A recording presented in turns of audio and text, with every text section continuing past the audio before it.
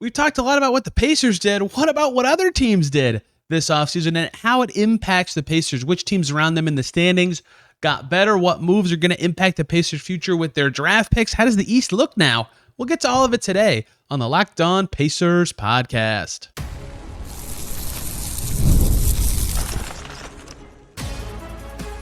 You are Locked On Pacers, your daily Indiana Pacers podcast, part of the Locked On Podcast Network. Your team every day.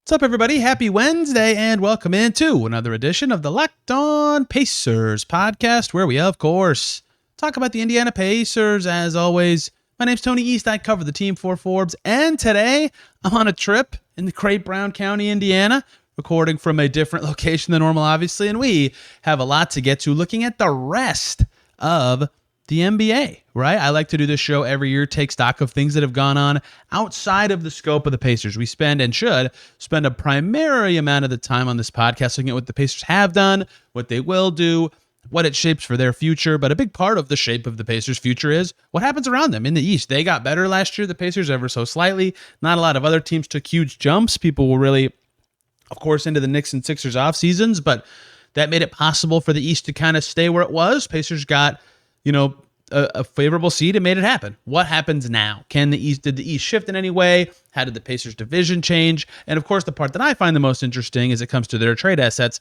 how did their draft picks shift in value? Which ones got better as one team shifted their direction or looks like they could? Or how did they get worse if another team looks like they could be better in the future? Amazingly, the draft lottery impacted the Pacers' future draft picks quite a bit, which we will get to later. Recording this one differently, so if it sounds different in any sort of way, quality-wise, or looks different ever so slightly, I apologize for that. We're making it work out here in this Wi-Fi-less wonderland. But anyway, let's discuss this by the way I like to start this is, let's look around the Pacers in the standings.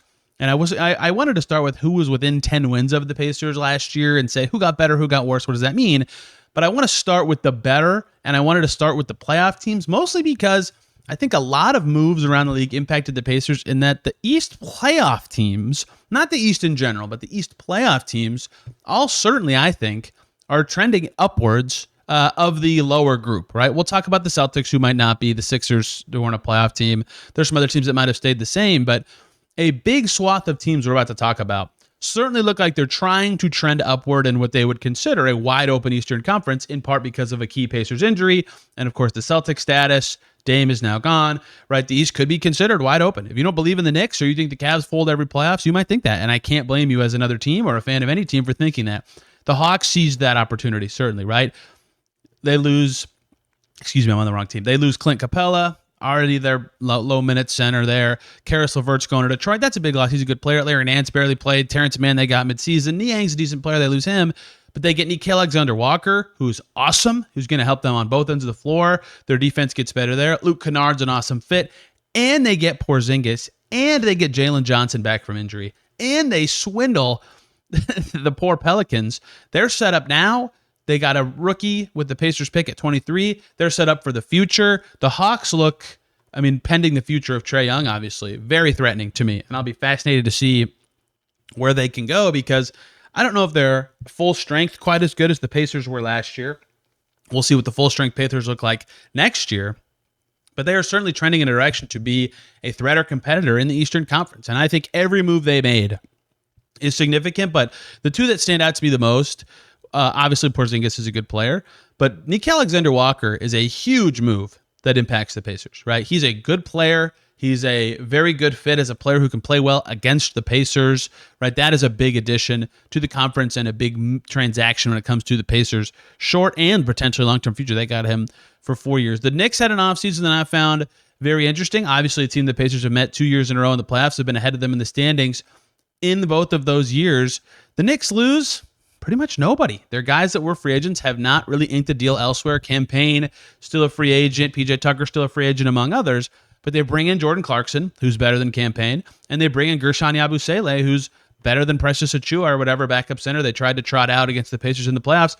Another team that, the margins were slim in that series. Haliburton hits a buzzer beater in game one, and the Pacers obviously won it in 6. But, if he doesn't, that's going to 7. It's in the Garden again. I picked the Pacers to win. They could have been the favorites in that series anyway. But the Knicks getting better certainly impacts the Pacers in that a good team potentially on the Pacers timeline, who we'll talk about later, got better. Those are smaller moves, so it's hard to say that they're like, oh my gosh, Yabusele is on the Knicks now. What a huge impact on the Pacers. But those are two smaller moves that certainly impact the Pacers.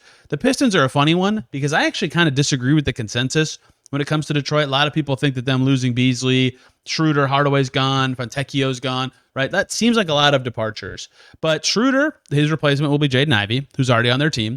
Duncan Robinson, I think, is more reliable than Tim Hardaway. Tim Hardaway's peak is certainly higher. Karis LeVert comes in for whatever you want to say, Malik Beasley or Fontecchio, whatever. And then they kept Paul Reed. Maybe that all comes out in the wash. But to me, the thing with the Pistons is, it's kind of like they're in the situation the Pacers were in last year, where they only had Asar Thompson for half of last season. If he plays a full year, it's like Siakam playing the full year. That should just naturally make the team better, and they're pretty young. So keeping their vets that were leaving, even though they kept them in different ways, like replacing them with good players, I think the Pistons could be pretty good this year, and the Pacers are going to play them 4 times. Could they be better? Some people think they'll be worse. They did lose some key players from their team last year, but I'm pretty in on the Pistons, and I think that them being able to squeeze in LeVert and Duncan Robinson with their over-the-cap maneuvers of a sign and trade and LeVert with the mid-level was some very good stuff. I think those were some major transactions that impact the Pacers. Obviously, the Magic with the Desmond Bane trade, that's one of, to me, the biggest moves in the whole league that impacts the Pacers. The Mavs are directly on the Pacers timeline in terms of the age of their young players, are good right now, and got a perfect fitting fringe to potential all-star level player. They paid a big price to do it, but why do they care about the price? This is their team for the next X number of years. The Magic, that might be among the biggest moves that impact the Pacers in the entire league this offseason, is Orlando being able to get Desmond Bane for a strong price, but one that makes them very good. They obviously kept their own guys, and Tyus Jones is a great fit for that team. Losing very few key guys, I love the Magic summer. I think they're going to be pretty good as well. Some smaller ones, I think actually in the top 3 or 4 biggest moves that impact the Pacers, the Miami Heat getting Norm Powell for free, basically. The situation's just lined up for that to happen. Good on the Heat for making it happen, but they get Simone Fontecchio for a departing player anyway, and they only lose Kyle Anderson and Kevin Love, who are older or not good fits. I think that Norm Powell trade could make the Heat pretty dang good, around 2 all-star level guys and Bam and Hero. I think that's a big one that impacts the Pacers. And now you want to look at, so that's the Eastern Conference, like playoff field around the Pacers level teams. I would say the biggest 3 moves of that crew in terms of the future impact on the Pacers would be Norm Powell, especially the short term. Norm Powell, Desmond Bane, and Nickeil Alexander-Walker, but all those teams are probably a little better, making the Eastern playoff field a little more beefy next year. When it comes to specifically the Pacers timeline in the East, your Magic, Pistons, Cavs, they're good. They're led by younger players, Mobley, Banchero, Cade. I think they're all probably better. The Cavs are a strange one. Their offseason's kind of up for interpretation, I'd say, because they were just running against such strong financial restrictions, but they keep Sam Merrill. They lose Ty Jerome and Isaac Okoro, and they get Lonzo Ball for Okoro and get Larry Nance. So they lose basically a wing and Okoro who barely played in the playoffs, but get a more reliable, potentially at least, ball handler in Lonzo, pending injuries, and basically keep the same team. They might still be awesome. They're definitely on the Pacers timeline. They could be very good again. We already did the Pistons and the Magic, so I would consider those teams the good now and potentially good in the future teams in the East. Maybe throw the Hawks in here as all sort of trending upward. And I think that is something everybody kind of realized about this offseason before it even started, is that the opening in the East made these teams want to go for it. And that's why a lot of teams made little moves to make them better. We talked about the Knicks. Certainly the Pistons did that. But to me, the most interesting teams in the East are the ones that position themselves with good moves for now and for the long term. That's why I like the Magic's offseason so much, because they did a really good job with both of those things. And the Hawks really did too, because of that pick they got from the Pelicans. So that is, to me, the moves in the East that the Pacers are probably the most interested in when it comes to all that stuff. But that's just the teams that got better. Some teams have to get worse. And the Pacers play a lot of teams 4 times a year. What's the division look like for the Pacers now? Who got worse that matters for the Pacers, either in their conference or on their timeline? That's coming up next year on Locked On Pacers. Before we talk about that, though, we got to talk about the great people over at Monarch Money. Ever wish managing your money felt easier? Well, with Monarch Money, it can. Whether you're growing your savings or planning a big purchase, Monarch puts you in the driver's seat. It's like having your own personal CFO, giving you full visibility and control over your finances. It's more than just a budgeting app. It's a complete financial command center where you can track all your accounts, investments, and spending in one place. So in addition to managing your money, you're also building wealth. There's so many surprising insights you can see when you start tracking your spending with Monarch, like how much you're spending on certain categories, subscriptions, takeout. Maybe it adds up to more than you expected, and you can make some changes. Having everything in one app makes it so much easier to manage your money day to day. If you share your finances with somebody, that's great. They let you stay on the same page with shared accounts. If you've been chasing financial goals or wish you had your accounts and spending all in one place, Monarch Money is the place to be and not have any more surprises. Take control of your finances with Monarch Money. Use code LOCKEDONNBA at monarchmoney.com for 50% off your first year. That's monarchmoney.com. Code LOCKEDONNBA for half off of your first year. We're back here on Locked On Pacers. Thanks for making this your first listen today and every single day. Moves still happening. The Lakers shuffle their two-way deck. Locked On Lakers could have more there. I believe a couple transactions have slipped through. Chris Paul's back to the Clippers. Locked On Clippers. Go to the LA teams. Figure out what's going on there if that has any sort of interest to you as we keep rolling here on Locked On Pacers, looking at moves that impact the Pacers, and that's primarily, of course, going to be in their conference, teams they could play in the postseason, although, of course, they just played the Thunder. All these West teams loading up obviously makes the final specifically harder, but, a big part of your record as a team and, what's going on in your life is how easy is your division. If your division stinks, you're going to bank some wins, and that's been something of note for the Pacers kind of late, is until the recent Pistons ascent, they had kind of an easier division. They've been handling the Bucks for the last couple of years, although they weren't for forever, obviously. The Bulls have been just treading for forever. The Pistons weren't good. Now it's getting tougher. The Pistons are great. The Cavs are great. The Bucks could be good. We'll talk about the Bucks in this segment. But the Bulls, this is a team the Pacers play 4 times a year that just continues to kind of confuse me, and by all accounts, people I've talked to in the league of like, what are they doing? What's going on here? They're not doing a ton, but I would say this. The Bulls offseason to me, right? They drafted Senge, who I liked quite a bit. They re-sign Trey Jones. They get Isaac Okoro. They lose Lonzo Ball. That's it. I guess Okoro's kind of younger, but did they do anything to make me think that they're going to be way better this year? No. Did they do anything to make me think that they should be buyers very shortly? No.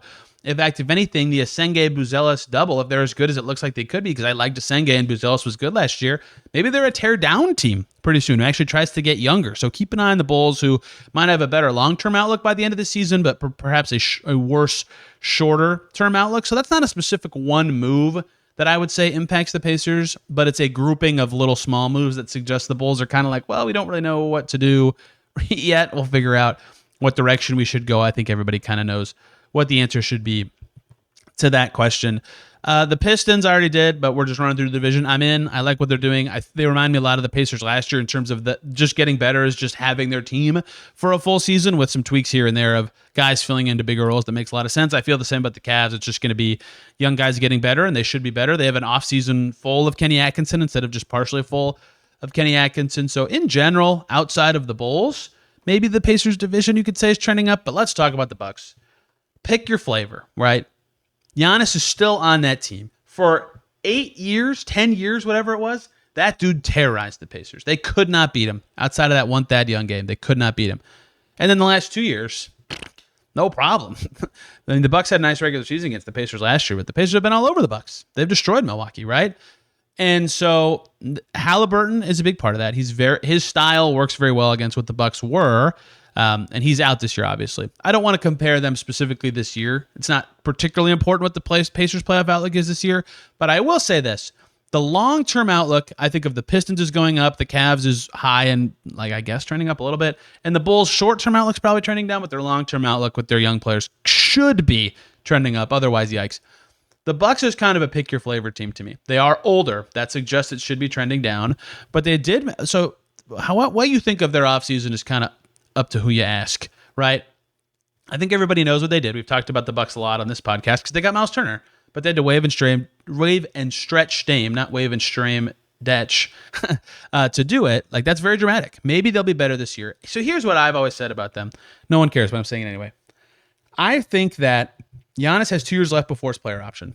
If you are the Bucks and you assess that the East this year, no Haliburton, no Tatum, is the most wide open it could be in maybe the rest of Giannis's career, you should try to win it that year and not wait for Dame to come back and hope that with Tatum back and Haliburton back, maybe 36-year-old post-Achilles Dame is the move. I think that they should have gone for it more this year than future years. So I do get why they did it, right? It does make sense to add that flexibility and try to do it now. even if people think that their long-term outlook now stinks. So it's kind of a pick your flavor thing, because obviously having Miles Turner is preferred to not having Miles Turner as the Bucks. So everybody knows why they did it. I think they're personally better this year than they would have been, obviously. Are they better long-term? We'll see, right? They have to be better in the short term to be better long-term, because otherwise they might just lose Giannis, but that's obviously purely speculative. We'll see, but it feels like they have a 2-year window, and they did maximize their chance of having a high ceiling in that 2-year window. It might make it harder for the Pacers to beat them this coming one season. After that, when Haliburton comes back, we'll see. They are definitely an older team. Okay, that's the division. We've talked about the conference and the teams around the Pacers who got better. Who got worse, right? Because that is an obvious trend to keep an eye on in the East, is everybody realized or thought, oh, it's wide open, right? Maybe they should get better. And I appreciate that thinking from teams. I like when teams try to get better. Someone has to get worse. It's not possible for every single team to get better. The Celtics are obviously one who got worse. The team that beat the Pacers in the playoffs 2 years ago, undeniable. And they kind of had to. They were too expensive for a team that wasn't going to be that good. They lose Drew Holiday, former multi-time All-Star, in a trade where they get Anthony Simons, who knows if they even want to keep him. There's been some reporting they might not. They just straight up lost Luke Cornett, who's a good backup center. They replaced him. We'll get to that. And they lose Porzingis, a former All-Star who was very good, but last year had some concerning issues with that illness. They add Niang. Niang's good. Luka Garza and Josh Minot, who they grabbed off of the Timberwolves free agency spending issues. I like Josh Minot. Luka Garza's pretty good. He's worse than Cornette. Okay, that's fine. Anthony Simons is a good player. They are undeniably worse, and they obviously don't have Tatum. Their short-term outlook is worse. They didn't get a ton back outside of flexibility for the rest of those guys. So how the Celtics' outlook is depends on what they're able to do with that flexibility. It's a little Pacers-y to me, and that it might be harder to use that to really get better than people realize, but they obviously have a lot of very talented players on their team. They have most, if not all, of their own picks. If they flip Simons for something interesting, I might change my tune on this. But I think the short and long-term outlook of the Boston Celtics is now worse, right? And that's good news for the Pacers, because that team was great. And that team was so good in a way that was tough for the Pacers in general. Like, it didn't matter the style of the game. The Celtics could just do what they wanted and score and be challenging. They were almost style-proof to beat. And so, obviously, they didn't win this year, but them getting worse is a big deal for the Pacers, without a doubt. We've talked about every other East playoff team or East play-in team already. Like, outside of the Bulls, it's not hard to make a case that all the rest saw an opportunity to get better. That's why the Celtics getting worse is so notable. But they're like the Pacers. They're the other Achilles team in all this. And if someone else in Locked On Network, who doesn't do the Pacers show but does the other one, does this exact exercise, they'd say the same thing. Wow, only the Celtics and Pacers, the Achilles teams, who didn't get Miles Turner, got worse in the East playoff field. Everybody else got better. Toronto, I'll be fascinated to see what they are. I just don't really like the direction of their team, but if Scotty Barnes is as good as it seems like they think he is, based on the moves they made, maybe they could be close to that playoff field this year. But the Nets are approaching like free win territory this season. The Wizards should still be bad. The Hornets might be a little better. Those don't matter to the Pacers that much, because when those teams have ascended, the Pacers might be on the decline. We'll see. If they manage their spending well, maybe not. And that leaves one team left to talk about. The Philadelphia 76ers. Do they matter to the Pacers? Should they? Right? If you're listening, you're probably like, what? And they won 24 games last year. They obviously were tank-tastic down the stretch, right? They're like a better team than that. They were hanging around that 10 seed for a long time. They have Joel Embiid and Paul George. Are those guys reliable at all? Some of you last year listening told me, like, dude, why do you believe in the Sixers? Like, in my head, that trio of Maxey, George, and Embiid just made so much sense. And then it wasn't good. McCain was good till he got hurt. VJ Edgecombe looked good in the games he played this offseason. What is their timeline? Are they trying to be good in the future? Are they trying to be good now? I always think it's bad when you don't know, but it's good to have the assets to go both ways. They have to pick their direction first before I know what to think. Maybe they'll be better than the Pacers this year. If Embiid is great, really good story in ESPN about him recently. Maybe Paul George bounces back. That's totally possible. I don't know what to make of the Sixers. But their offseason specifically, when it comes to the moves that they have made, right? They had a pretty good summer to me. Like, they were pretty flexible and interesting, keeping their own guys with good draft picks and only losing Yabusele, right? They're pretty flexible in terms of what they're going to be able to do in the future. They're not that expensive, with a nice combo of old and young. So they didn't do any one move that fits into the premise of this podcast of like, what are the biggest moves impacting the Pacers this summer? But I think directionally keeping an eye on them and what choice they pick, I think the Pacers would like them to pick the long-term approach, because it would help them in their pursuit to win series, plural, in the future. And so we'll see how the Sixers start this season. But Embiid and George not being very good would be, I think, good news for the Pacers. So the biggest moves to me that impact the Pacers in the conference, really in the league, this summer when it comes to specifically their competitive timeline would be the Celtics teardown moves, the Desmond Bane trade, probably the Norm Powell trade, the Nickeil Alexander-Walker move for the Hawks, and then a lot of little stuff from the Knicks and Pistons and all that. That's not like significant enough to really dive into, but those would be my big four. Nickeil Alexander-Walker, Desmond Bane, Norm Powell, and then just generally in one basket, the Celtics teardown moves and the new direction of Boston. So what does that mean? That means the Pacers, we'll see what these impact them are because we don't know the Pacers' timeline or how good they'll be in 2 years or how good they'll be this year. Maybe they're good enough to be interesting, but those are the moves around the league that I think have the biggest basketball impact on the Pacers. However, my favorite part of this exercise, what I learned the most from, is the draft part of this. The Pacers have moved around some second rounders since last year, but they have the extra seconds. How did those change in value or perception this offseason with the moves made around the league? Let's close out today's Locked On Pacers, looking at the Pacers asset pool.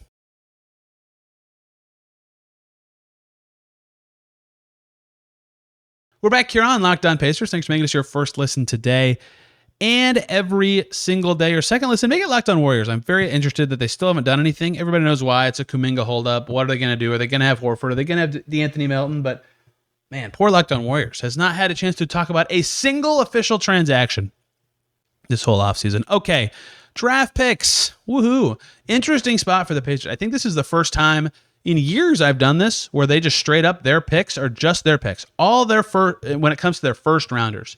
From 2026 till the end of the tradable window of 2023, the Pacers only have they have all their own first, which is good. They have no extras and no extras going out. That's a nice spot to be. That's fine. That's very nimble. That allows you to do a lot of stuff. That's why I thought the trade they made with the Pelicans was good even before Tyrese Haliburton got hurt. That was a shrewd move. That was smart, forward thinking. That's what smart teams do, right? I liked that trade for the Pacers before. You can go back and listen to the podcast where I explained why, and that was, again, pre-Haliburton injury.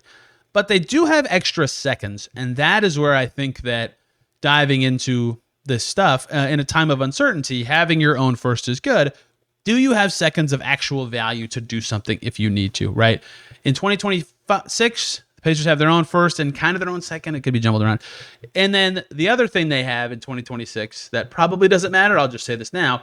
When they traded James Wiseman to the Raptors, the Pacers dumped him with cash to the Raptors. The Raptors traded the Pacers a 2026 second rounder that's top 55 protected. If you're new to the show, you're new to the NBA, or you just don't quite get that because it hasn't been explained well to you, that means the Raptors keep that pick if it's in the top 55. It's basically like is trading nothing. It's like what a team does to trade nothing. So if the Raptors are one of the best 5 teams in the NBA this year, the Pacers get their second. I would not say that they made any move significant enough for that pick to move in the offseason. I would not expect that to come to the Pacers. The following year, though, the Pacers have a 2027 second from the Utah Jazz. They got that in the trade with the Cavs, with Karis LeVert, Nembhard pick, Shepherd pick, all that. Good pick. Jazz second rounder. Whew, that Jazz second was a part of, I believe, the Donovan Mitchell transaction years ago. It might have, yes, it had to be, I think.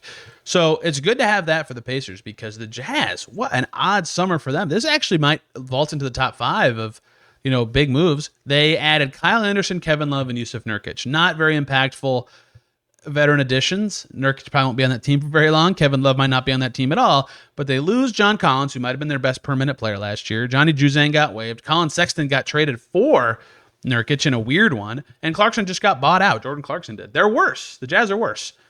Maybe they want to do this with Markkanen and try, but it's Markkanen a bunch of young guys. Like, it's clear they're trying to be bad for another year, and then if they're led by a rookie in 2027, how good can they really be?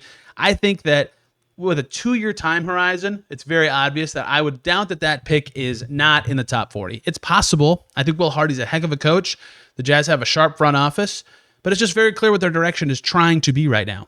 It's very clear that by trading away these vets and getting rid of them, they're trying to be bad another year, and then it's really hard to immediately become good 2 years from now. So I would imagine that 2027 second that the Pacers have, given the moves that Utah made this offseason, will still be pretty juicy. So perhaps that could be in the top 5 of moves that impact the Pacers, is the Jazz just doing nothing or losing lots of stuff.